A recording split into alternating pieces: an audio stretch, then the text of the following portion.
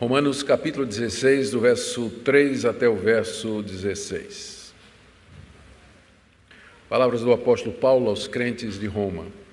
Saudai Priscila e Áquila, meus cooperadores em Cristo Jesus, os quais pela minha vida arriscaram a sua própria cabeça.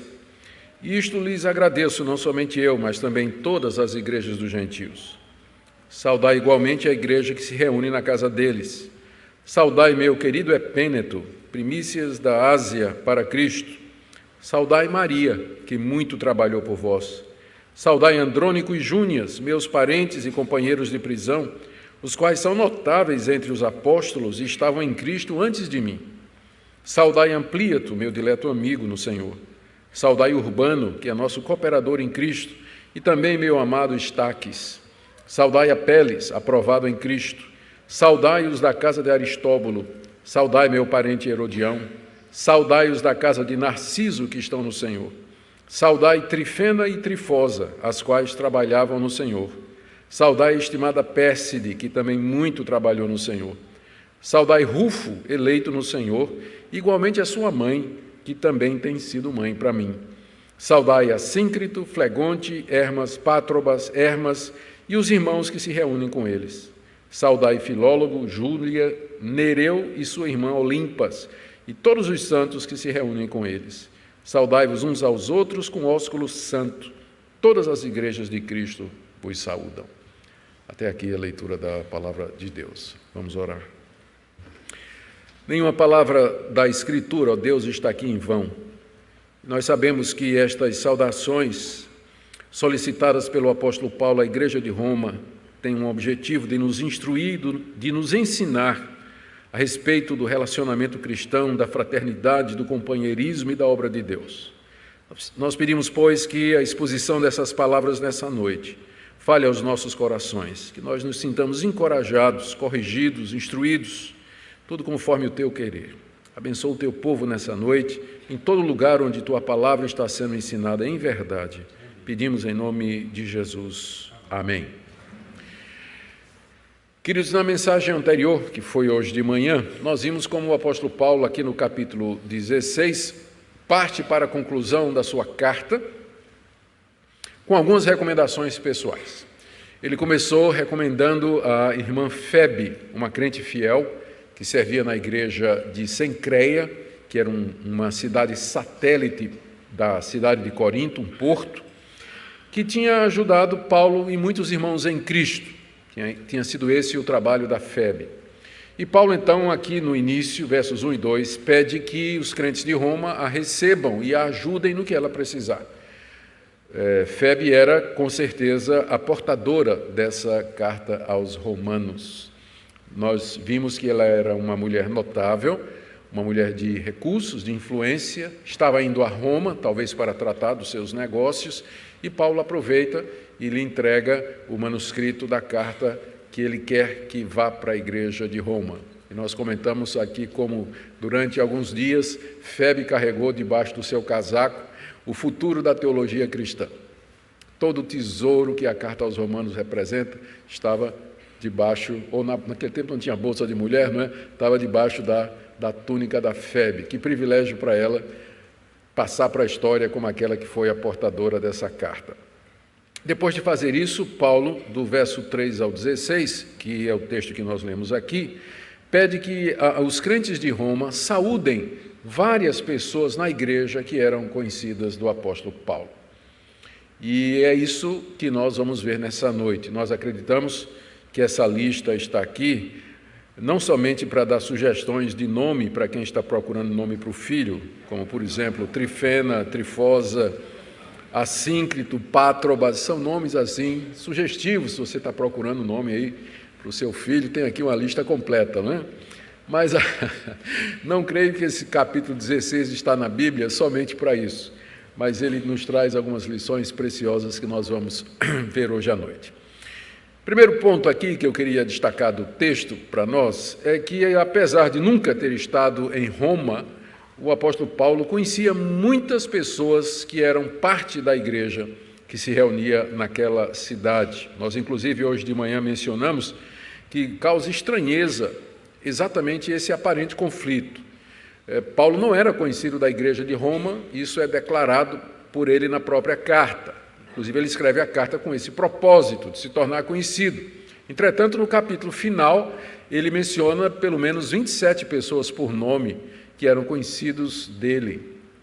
E alguns até acham que esse capítulo 16, ele é um acréscimo que um escriba adicionou à carta original, pegando o final da carta aos Efésios. Nós já explicamos hoje de manhã como é que esse raciocínio funciona e nós mostramos de que não existe nenhuma evidência textual histórica de que a carta aos Romanos alguma vez tenha circulado sem o capítulo 16 ou que a carta aos Efésios tenha circulado com esse capítulo 16 no final.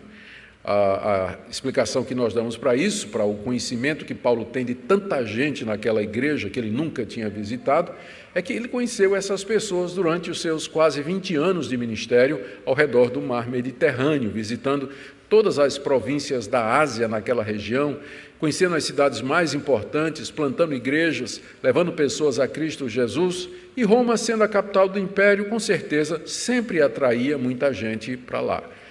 É como São Paulo. São Paulo atrai muita gente. A população de São Paulo é composta, na sua grande maioria, de pessoas que vêm de outras regiões do país. A Roma era São Paulo daquela época. Todo mundo ia para lá à procura de trabalho, resolver algum negócio, tratar das grandes questões relacionadas com sua vida.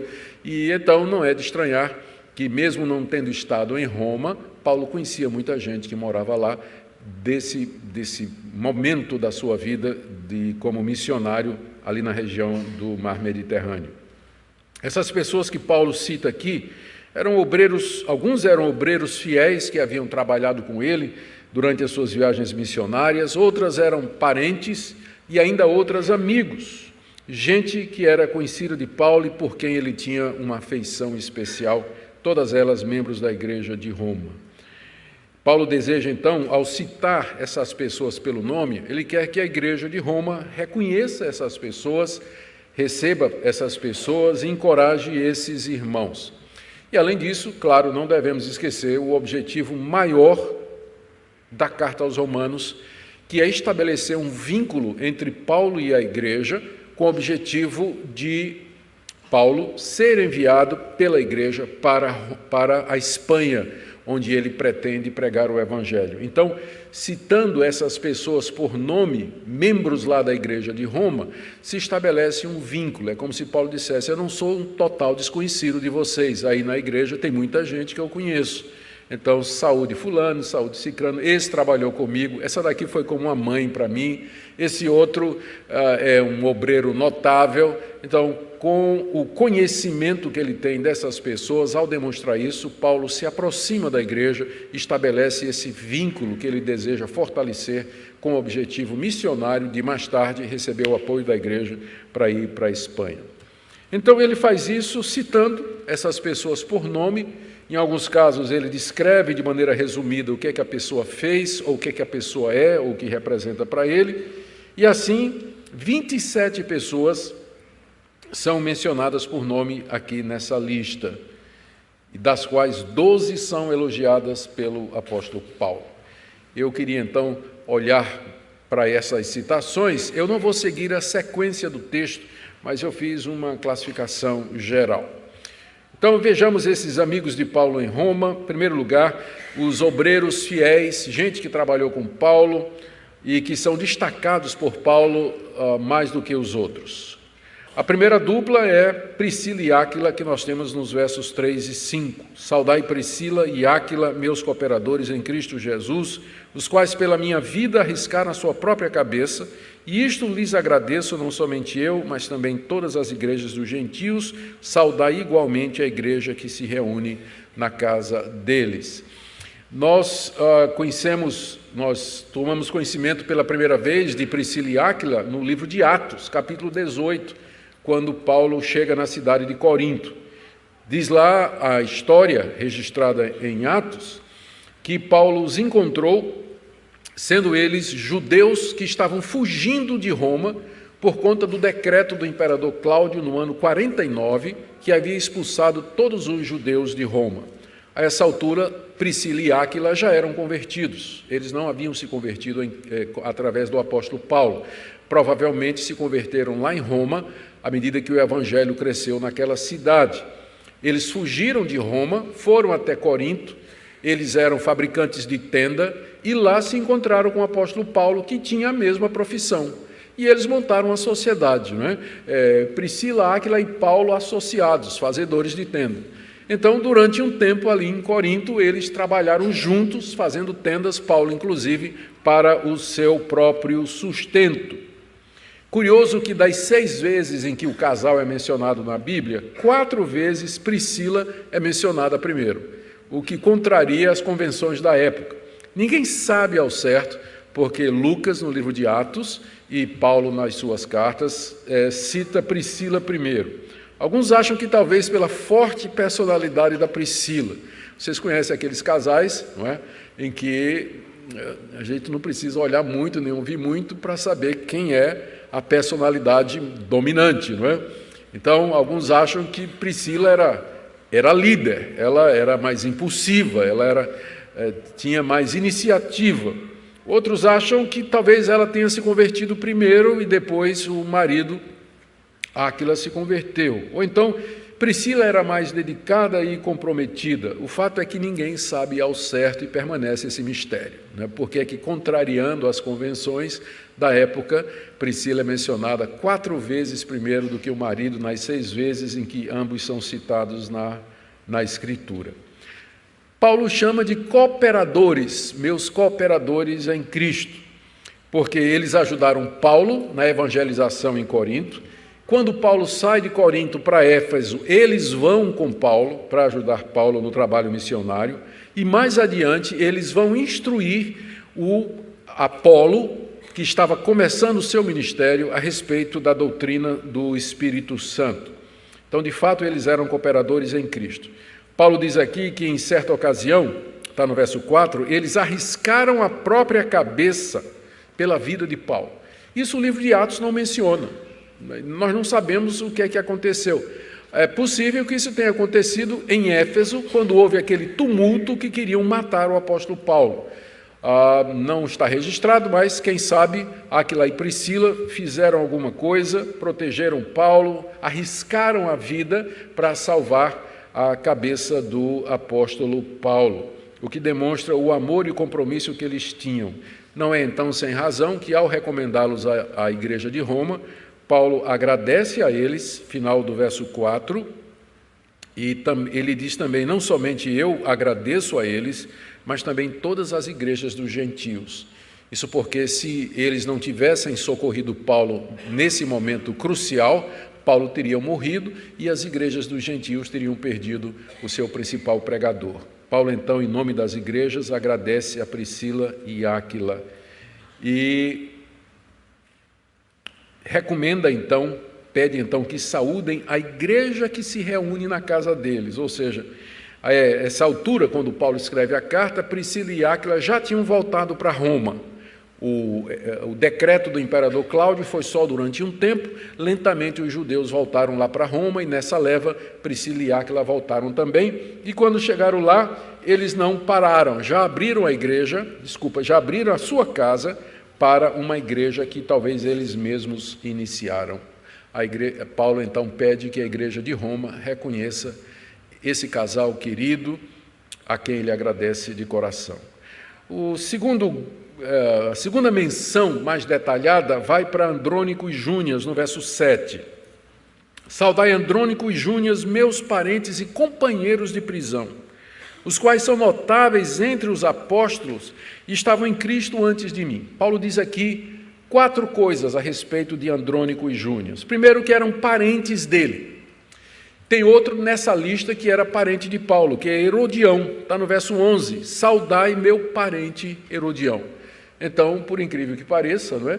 Paulo tinha família, tinha primo, tinha gente conhecida, tinha tio, tinha sobrinho. Lá no livro de Atos é mencionado o filho de uma irmã de Paulo. Quando Paulo estava na prisão, o menino foi dar informações a Paulo de que havia um complô para matá-lo. E ele então chama o menino e manda que ele leve um recado para o comandante da guarnição, que foi o que salvou a vida de Paulo. Então, Paulo tinha família, que nós não sabemos os detalhes, mas que ela existe, nós sabemos pela menção Andrônico e Júnias, a menção Herodião e a menção que nós temos lá no livro de Atos. Então, Paulo diz que eram seus parentes, em primeiro lugar. Segundo, que haviam se convertido antes de Paulo. Está aí no final do verso 7. Estavam em Cristo antes de mim. Haviam se convertido, provavelmente, em Jerusalém, antes da conversão do apóstolo Paulo. Paulo diz que chegaram a ser presos juntamente com ele numa determinada ocasião. Ele diz assim: são meus companheiros de prisão. Quando é que Andrônico e Júnias foram para a cadeia com Paulo, a gente não sabe. Paulo foi preso. Ele foi preso em Cesareia, ele foi preso em Filipos, ele foi preso quase em Éfeso, depois em Roma durante um tempo, mas essa carta é escrita antes disso. Então, há várias possibilidades de prisão mencionada aqui pelo apóstolo Paulo, em que Andrônico e Júnias participaram com ele. Provavelmente porque defenderam o apóstolo Paulo, ou juntamente com eles estavam ensinando o evangelho, mas naquela época havia essa possibilidade de prisão por conta da pregação do evangelho, e Paulo cita esse fato aqui. A quarta coisa que Paulo diz a respeito de Andrônico e Júnias tem gerado muita polêmica. Ele diz aqui que eles eram notáveis entre os apóstolos. Essa passagem tem sido interpretada de várias maneiras diferentes e gerado muita discussão. A discussão gira em torno da interpretação de 3 palavras aqui. Cada uma delas podendo, dependendo de como você interpreta as outras, você pode gerar 6 explicações diferentes aqui, das quais 2 são as mais importantes que eu vou citar. Então, quais são as palavras discutidas? Primeiro, a palavra Júnias. De acordo com alguns estudiosos, Júnias não é masculino, mas é feminino, e que Andrônico e Júnias é um casal. É um casal. Então,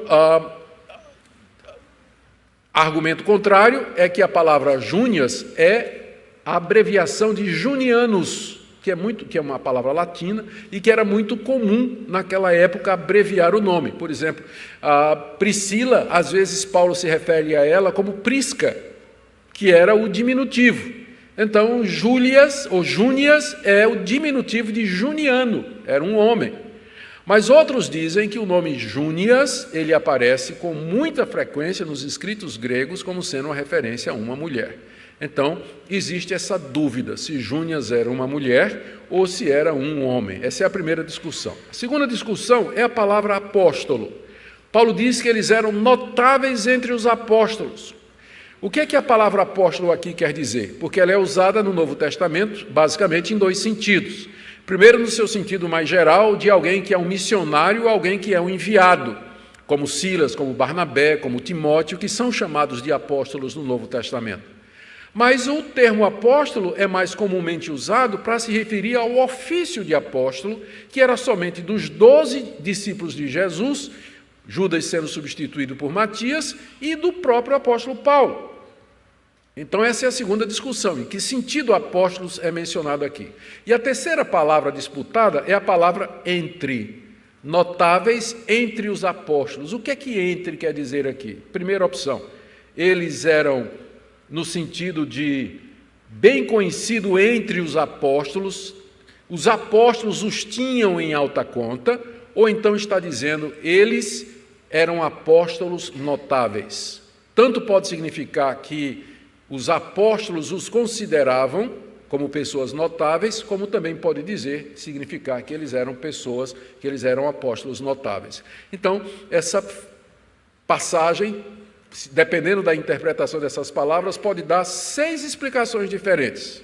Primeiro, Andrônico e Júnias eram um casal que eram obreiros e que eram tidos em alta conta pelos apóstolos. Segundo, Andrônico e Júnias eram um casal, eram obreiros e eram apóstolos.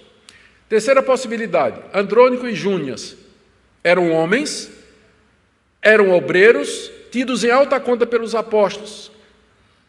Quarta possibilidade, Andrônico e Júnias eram homens, eram obreiros e também eram apóstolos. E tem mais uma ou outra combinação possível dessas explicações. Resumindo, as duas explicações mais prováveis, aliás, as duas explicações que têm recebido mais atenção são essas. Primeiro, aqueles que defendem a ordenação de mulheres, aqueles que acham que a Bíblia dá base para que a mulher seja pastora, presbítera, bispa ou apostoliza. Então, o texto é usado aqui para dizer Júnias era uma mulher e ela era uma apostoliza. O feminino de apóstolo é apostoliza ou apóstola. Não, é isso mesmo, né? Piscopisa, é porque o pessoal mistura muito. O feminino de bispo não é bispa, é piscopisa, né? Então, de apóstolo ou apostila não é, mas apostoliza, com certeza, né? Com certeza isso aí. Ou apóstola, que nós podemos imaginar.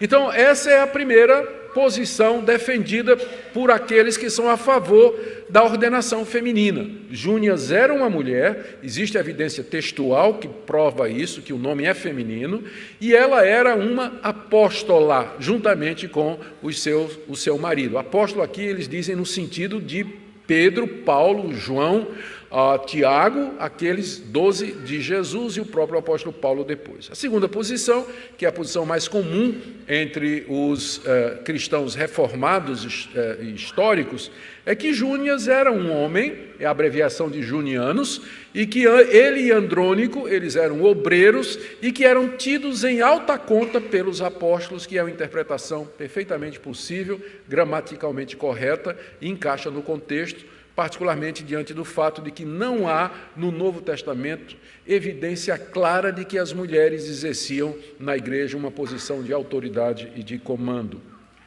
Então, são estes dois, Andrônico e Júnias, que Paulo recomenda e enfatiza o trabalho que eles tinham feito, ou o valor que eles tinham e o que eles representavam para Paulo, e Paulo pede que a igreja de Roma saúde aqueles irmãos. Quando ele escreve essa carta, Andrônico e Júnias estavam servindo lá na igreja de Roma. Além desses obreiros que Paulo cita com mais detalhes, há diversos outros nomes aqui na lista de amigos e conhecidos. Primeiro, pessoas que Paulo cita e que o ajudaram pessoalmente, como, por exemplo, Urbano, no verso 9. Saudai Urbano, que é nosso cooperador em Cristo. Nós não sabemos nada a respeito de Urbano. O nome Urbano é um nome muito comum entre as classes mais baixas de Roma, inclusive era nome de alguns escravos. Isso aparece na literatura grega, no grego koiné daquela época, nas cartas que foram descobertas. O nome Urbano era muito comum para pessoas dessa natureza. E não é de estranhar, porque entre os primeiros cristãos havia muitos que eram escravos e que haviam se convertido a Cristo. Paulo cita Urbano e diz que Urbano era seu cooperador. Em que sentido não é dito? Viajava com Paulo, ajudava Paulo na pregação, ia e vinha fazendo coisas que o apóstolo Paulo precisava? Nós não sabemos. Depois, no verso 13, ele menciona a mãe de Rufo. Está aí, saudai Rufo, eleito no Senhor, e igualmente a sua mãe, que tem sido mãe para mim. E ele não diz o nome da mamãe, não é? Não diz o nome da mãe de Rufo. A mãe de Rufo entra para a história como sendo a segunda mãe de Paulo, mas a gente não sabe o nome dela. Paulo se refere a ela carinhosamente, dizendo, ela tem sido uma mãe para mim. Vejam que Paulo não tem dificuldade nenhuma em dizer que Febe era sua protetora e nem dizer também que a mãe de Rufo era como uma mãe para ele. Eu digo isso porque pessoas há que pensam que Paulo era preconceituoso com relação às mulheres. Mas ele reconhece o trabalho da mãe de Rufo, alguém que o apoiou, cuidou dele, talvez era o lugar onde Paulo ia para procurar refrigério, se restabelecer das feridas, das chicotadas, das pedradas, tirar um tempo de descanso. A mãe de Rufo era como uma mãe para ele, talvez hospedando e tudo mais. Esse Rufo, aproveitando, que é citado aqui, e que Paulo diz que é eleito no Senhor, provavelmente não é eleito no sentido da eleição para a salvação, mas eleito para algum ofício na igreja de Roma, talvez um presbítero da igreja de Roma, um diácono da igreja de Roma. Existe um Rufo, e é curioso, existe um Rufo lá em Marcos capítulo 15, verso 21, que era filho de Simão Cireneu, que carregou a cruz de Jesus. Se você ler o relato lá, Marcos diz assim, que quando Jesus estava saindo de Jerusalém, pegaram um homem chamado Simão Cireneu, pai de Alexandre Rufo, a quem mandaram levar a cruz de Jesus. Marcos escreveu o seu evangelho também para a igreja de Roma. Então, a conexão é muito grande para ser ignorada. Provavelmente esse Rufo é o filho do Cireneu que carregou a cruz de Jesus a caminho do Gólgota. Paulo também menciona aqui pessoas que se esforçaram com ele no evangelho. Por exemplo, Maria, verso 6, saudai Maria, que muito trabalhou por vós. O que é que Maria fez pelos romanos, nós não sabemos. O que sabemos é que o verbo que Paulo usa aqui significa trabalhar até a exaustão, se desgastar trabalhando intensamente por alguma coisa. Outras mulheres que trabalharam se esforçando muito são Trifena e Trifosa, talvez pela similaridade do nome. Elas eram irmãs, não é? Eu não sei que maldade um pai faria com duas filhas, colocando nomes como esse, mas essas palavras são palavras que têm origem grega, que significa alguma coisa perfumada, alguma coisa bonita, não é? Então, para os gregos, essas palavras soam muito bem, mas para nós é um pouco estranho.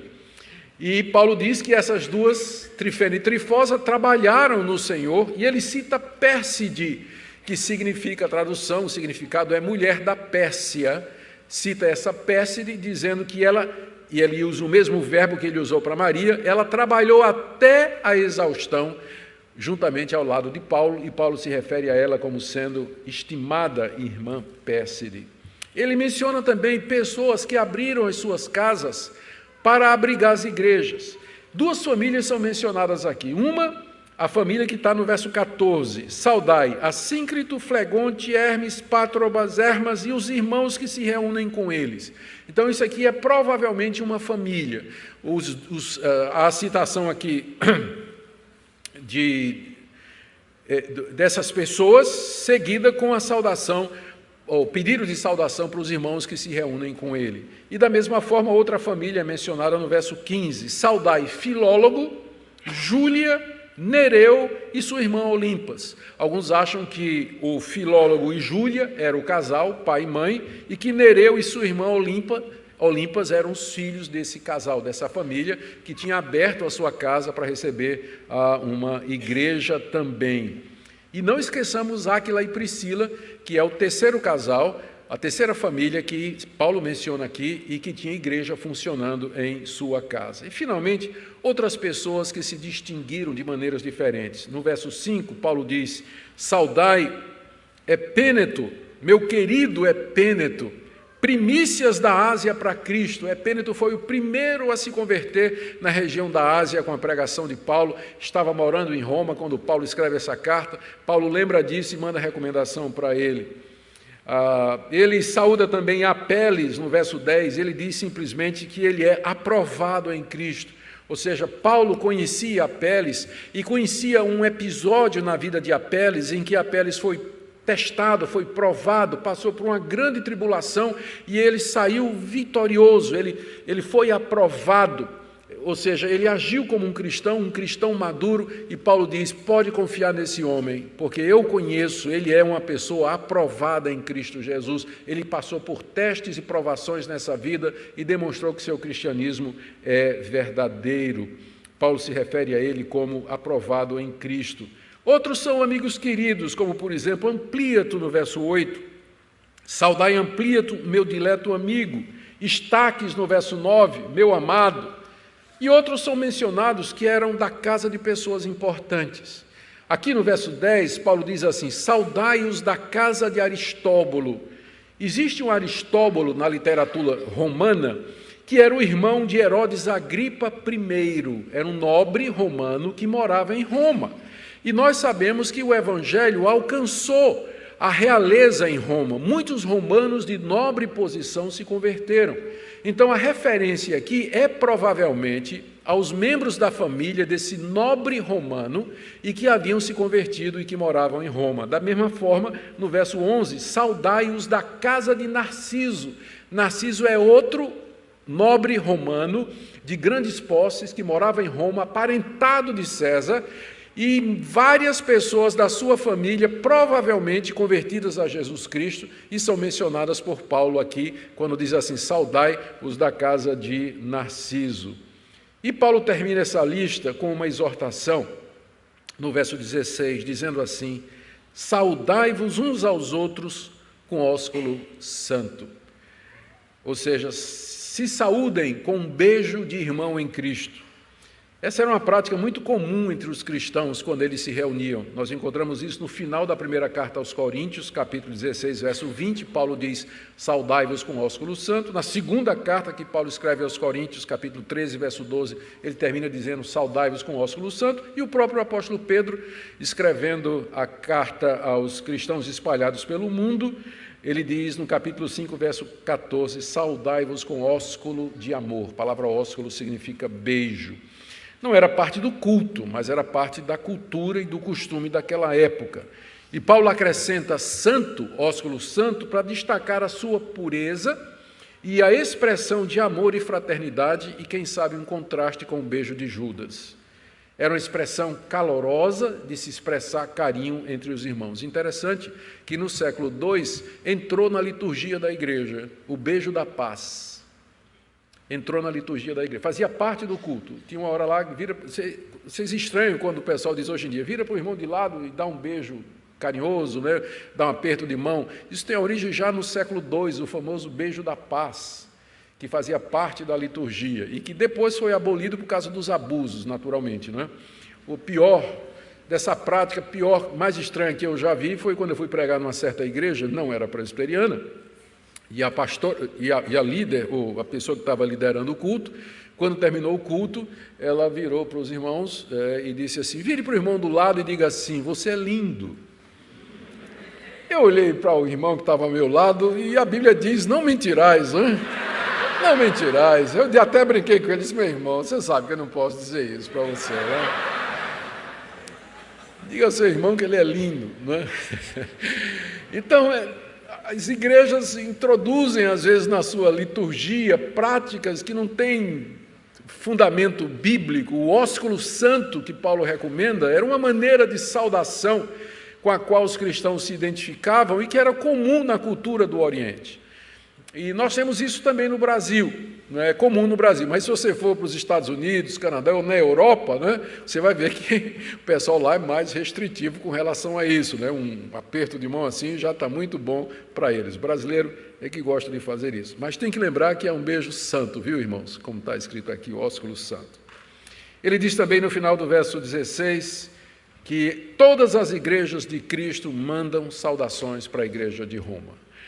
Paulo se refere naturalmente àquelas igrejas que ele fundou e que eram as igrejas dos gentios. Muito bem. Queridos, o que é que essa passagem ensina para nós? O que é que a gente pode tirar de uma passagem como essa? E esse é o grande desafio da pregação expositiva. Quando você se propõe a expor um livro da Bíblia, você tem que expor ele todo, né? Inclusive a genealogia, esse tipo de texto, a gente fica perguntando o que é que essa passagem pode nos ensinar, o que é que tem nessa passagem que possa ser útil ou prático para nós. Eu quero sugerir 6 ou 7 coisas aqui. A primeira delas, que fica claro dessa passagem, é que a expansão do Evangelho no século I não se deu somente através do trabalho dos apóstolos, mas de uma incontável multidão de pessoas que auxiliaram no trabalho de pregação do Evangelho. Não tenha dúvida, Deus levanta líderes.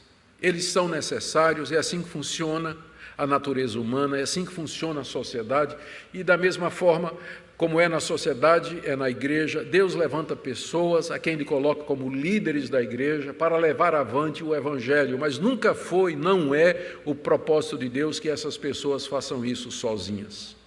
O Evangelho, através da sua história, tem se expandido pelo mundo através de pessoas que não têm, às vezes, a exposição, ou não são pessoas públicas, ou pessoas de recursos, ou que não fazem coisas extraordinárias. São crentes ordinários, no sentido de pessoas comuns como vocês e como eu, que Deus levanta para levar avante a sua obra. Aqui nessa lista, Paulo menciona vários que cooperaram com ele. Ele cita mulheres que se esforçaram no Evangelho, inclusive até a exaustão. Ele cita obreiros e missionários, ele cita pessoas que abriram suas casas para receber a igreja, pessoas que ajudaram funcionando como uma mãe para ele. A mãe de Rufo talvez não tenha feito mais nada do que simplesmente receber Paulo em casa, dar uma boa refeição para ele e oferecer uma boa cama para ele dormir. O Evangelho progride através de pessoas como vocês, não é só através de líderes, não, mas de pessoas que perfazem ou executam muitos trabalhos, ou trabalham em muitas frentes para o avanço do Evangelho. Esse texto é uma prova clara disso. Segunda coisa que esse texto nos ensina é a importância do trabalho das mulheres para a expansão do Evangelho. Eu toquei um pouquinho nesse assunto hoje pela manhã, porque o assunto era Febe e o trabalho que ela fazia na igreja de Sencreia, e depois lá na casa de minha mãe, né, naquele almoço que foi mencionado aqui pelo presbítero Wildes, esperando chegar o almoço, que não foi filé com macarrão, foi um mero galeto, de qualquer forma, mas alguém me lembrou e disse: Augustus, não esqueça de que o trabalho feminino na igreja presbiteriana começou aqui na primeira igreja presbiteriana do Recife. Foi a primeira SAF, Sociedade Auxiliadora Feminina, que ela foi organizada aqui na primeira igreja presbiteriana do Recife, na igreja do Recife, o que já por si fala muita coisa por si só. O apóstolo Paulo, dependendo se Júnias é mulher ou não, cita 8 mulheres aqui nesse texto. 8 mulheres, destacando o trabalho delas, o afinco delas, que trabalharam até exaustão, que foram uma mãe para ele, que abriram as suas casas. Sem o trabalho das mulheres, o reino de Deus não teria a expansão que teve no primeiro século até o dia de hoje. Terceira coisa que nós aprendemos aqui é que a igreja cristã apostólica, ela cresceu se reunindo em casas, para oração, instrução, partir do pão, celebrar a ceia do Senhor, o exercício dos dons espirituais, o que mostra 2 coisas. Primeiro, a necessidade da hospitalidade e de nós nos comprometermos integralmente, não só participando de alguma coisa, mas abrindo o nosso lar, abrindo a nossa casa, abrindo o nosso bolso para o reino de Deus. Segunda coisa, que os templos, eles vêm um pouco tarde na história da igreja cristã. Os primeiros templos cristãos, eles são do século IV, depois que Constantino declarou que o cristianismo era a religião oficial do Império Romano. Até lá, os cristãos se reuniam em casas. Isso é importante para nós, para que nós não pensemos que a obra do reino de Deus só é feita aqui, nesse local belíssimo e muito bem preparado. A obra do reino de Deus pode ser feita na sua casa, pode ser feita em outros locais, pode ser feito no seu trabalho, para que nós não centralizemos o Evangelho em torno dessa construção, mas que nós vejamos que o cristianismo, de fato, ele cresceu e se expandiu na casa dos crentes, que abriram a porta do seu lar para receberem a comunhão dos santos. Quarta lição que nós tiramos desse texto aqui é que Paulo, apesar de ser o homem que era, ter a proeminência que teve, o destaque que ele tinha, ele era o pai espiritual de pessoas de todo tipo de classe social daquela época. É impressionante essa lista de pessoas aqui. Aqui aparece nome de gente escravo, como, por exemplo, Hermas, era um nome de escravo, Urbano, que era um nome de escravo também, mas aparece Febe, que era uma patrona, uma mulher de recursos, de posses, uma mulher influente, que era protetora de muitos. Aparece gente que era da casa de nobres romanos, aparece gente com nome judeu, com nome romano e com nome grego. Ou seja, Paulo tinha uma variedade enorme de pessoas ao seu redor, de todas as classes sociais, de raças diferentes e de chamados diferentes na vida. Então, Paulo estava longe de ser seletivo, estava longe de ser racista, estava longe de ser alguém que odiava mulheres. Ao contrário, o coração de Paulo era um coração cosmopolita, era um coração aberto, era um coração universal.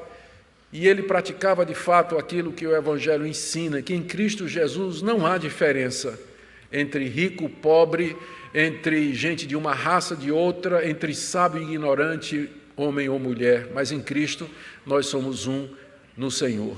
E Paulo pratica isso ao escrever, ao recomendar essa variedade de pessoas aqui. Quinta lição que eu tiro daqui é que esse texto nos ensina que as igrejas deveriam reconhecer, apoiar e encorajar todos aqueles que se afadigam na obra de Deus. É isso que Paulo está pedindo para a igreja de Roma. Saúda fulano porque trabalhou comigo. Saúda fulano porque deu a vida por mim. Saúda fulano porque se exauriu trabalhando para vocês. A igreja deveria reconhecer isso. E eu sei que às vezes é difícil, né? A gente vai elogiar alguém e dá para trás, como a história daquela igreja que resolveu dar uma medalha de humildade ao seu pastor. O pastor era tão humilde que a igreja fez uma assembleia e compraram uma medalha de ouro desse tamanho, né? Honra ao mérito pela humildade. E deram ao pastor. E no domingo seguinte tiveram que tomar, porque ele usou. Não é? Então fica difícil. Fica difícil, às vezes, você elogiar uma pessoa, reconhecer uma pessoa, porque o nosso coração tende a se exaltar, tende a se comparar e achar que a gente é alguma coisa. Mas existe o reconhecimento bíblico, existe o encorajamento bíblico. Você chegar para o irmão que está fazendo um bom trabalho e elogiar aquele trabalho, reconhecer aquele trabalho. É tão boa uma palavra como essa. Há tanta gente que serve a Deus fazendo trabalhos que não se destacam, que não são públicos, que não aparecem, e que anos a fio não recebe uma palavra de encorajamento, uma palavra de apoio, de nada, de reconhecimento. E como isso faz bem para a alma? Como isso faz bem para a alma? Veja como Paulo faz aqui. Ele reconhece essas pessoas. Ele pede que a igreja saúde essas pessoas, que receba, dê um destaque especial a essas pessoas, algumas das quais, se Paulo não tivesse citado, nunca entrariam na história da igreja. E a última coisa que eu queria fazer era uma aplicação prática para nós aqui. Porque estas são lições que o texto nos dá, mas em termos práticos, o que é que esse texto pode nos ensinar?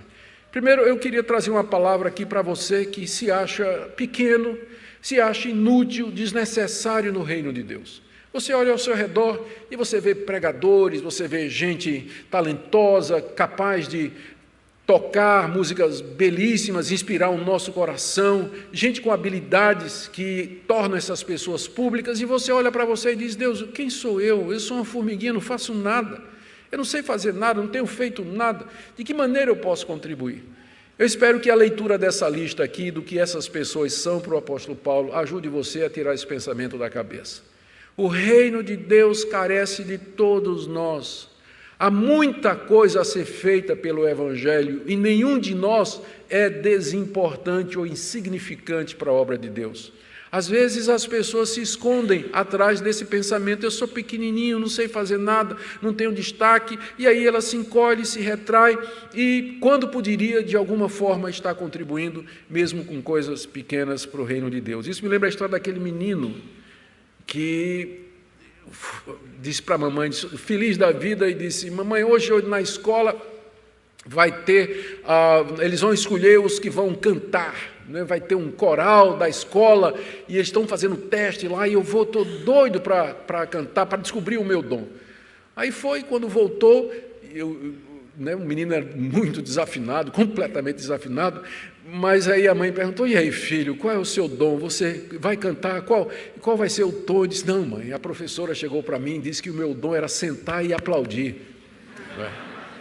Às vezes isso é um dom mesmo, um encorajador, né? Você talvez não saiba ser desafinado, não saiba falar em público, não saiba se expressar, mas você pode chegar para alguém, bater no ombro, o seu encorajador, e dizer: olha, que coisa boa você disse, que coisa boa você falou, a sua música foi uma bênção para mim. De repente, a gente pode servir dessa maneira também. Então, não se ache inútil, não pense que você não pode servir a Deus de alguma forma. Segunda palavra minha é para aqueles que pensam aqui, e essa é uma coisa que está muito enraizada na mentalidade evangélica, de que é responsabilidade unicamente do pastor fazer a igreja crescer, fazer a igreja aumentar o número de membros, treinar e discipular novos convertidos e manter os jovens entretidos na igreja. Para muita gente isso é função do pastor, pagamos o pastor para isso, é isso que o pastor tem que fazer. Eu espero que esse texto cure você disso aqui. Você veja como não tem ninguém aqui, a não ser Rufo, talvez, eleito no Senhor, uma indicação talvez de que ele tinha sido escolhido para ser algum presbítero, alguma coisa, a exceção talvez de Rufo e de Andrônico e Júnias, considerando a palavra apóstolo, mas ninguém aqui que exercia algum tipo de ofício ou função na igreja, como nós conhecemos, pastor, presbítero, diácono, alguma coisa. Mas eram pessoas do dia a dia, eram crentes comuns que fizeram a obra de Deus e que auxiliaram o apóstolo Paulo a levar a obra adiante. O que é que acontece quando a gente pensa que o pastor, então, é o responsável por fazer a obra de Deus sozinho? Eu estava esse fim de semana, aliás, eu estava essa semana que passou em Caldas Novas, num encontro do Palavra da Vida, eu vou anualmente lá, e teve um momento lá de perguntas e respostas, e a pergunta foi sobre suicídio de pastores, que é uma coisa que vem acontecendo muito. E então a pergunta é: o que é que a igreja pode fazer para diminuir o número de pastores que se suicidam? E uma das respostas que eu dei foi: não fazer cobranças indevidas, não ter expectativas irreais a respeito do seu pastor, não transferir para ele a sua responsabilidade. Meu filho não está na igreja, de quem é a culpa? Do pastor. A minha filha está namorando um descrente, de quem é a culpa? É do pastor. O meu marido me largou, de quem é a culpa? É do pastor. Então, não tenha expectativas erradas sobre o seu pastor e muito menos não faça cobranças que são injustas. Porque o que é que acontece? Às vezes isso o próprio pastor faz, ele assume essas cobranças e como ele não consegue dar conta delas, ele se sente fracassado, ele se frustra e alguns não suportam isso mesmo e entram em depressão e alguns deles, infelizmente, acham que tirar a vida é a única opção que eles têm. Eu não estou dizendo que todo pastor que passa por isso vai chegar nesse nível, não é? Porque mesmo que tenha tido muita difusão esse caso de morte de pastores, ainda é uma porcentagem ínfima com relação ao número de pastores que existe. Mas se você quiser ajudar o seu pastor, está aqui o que esse texto nos ensina, que a obra de Deus não é feita pelo apóstolo Paulo só não, mas é feita por Andrônico, por Júnia, por Maria, por Rufus, pela mãe dele, Trifena, Trifosa, Pérside, todos eles, não é só por Paulo. É algo que nós fazemos juntos, como cooperadores, cada um dentro da sua função. Que Deus nos ajude, meus irmãos. A última palavra é para aqueles que vêm se afadigando na obra de Deus, às vezes sem receber nenhum elogio, nenhum cumprimento. Eu não sei nem o que dizer para você. Se você é um desses, na saída me diz que eu quero te dar um abraço. Pelo menos e dizer, né, em um ósculo santo, e dizer: ô meu irmão, minha irmã, continua firme na obra de Deus, nós estamos fazendo isso para a glória de Deus. Pode ser que os homens não estejam vendo, mas Deus está vendo. E no dia certo você receberá a sua recompensa. Oremos. Ó Deus, obrigado pela Tua palavra, que é tão rica e nos ensina tanta coisa. Obrigado, Senhor, pela oportunidade de expor esse texto e trazer sua riqueza para nós, os seus ensinamentos. Obrigado por aqueles homens e mulheres que colaboraram com o apóstolo Paulo na expansão do Evangelho. Te agradecemos por aqueles milhares e milhões de anônimos que, através dos 2000 anos da história da igreja, têm ajudado a levar o reino de Deus a todas as partes do mundo. Te damos graças pelos membros dessa querida igreja, por aqueles que nos visitam esta noite. Dê que essa palavra seja uma palavra de encorajamento. Em nome de Jesus oramos. Amém.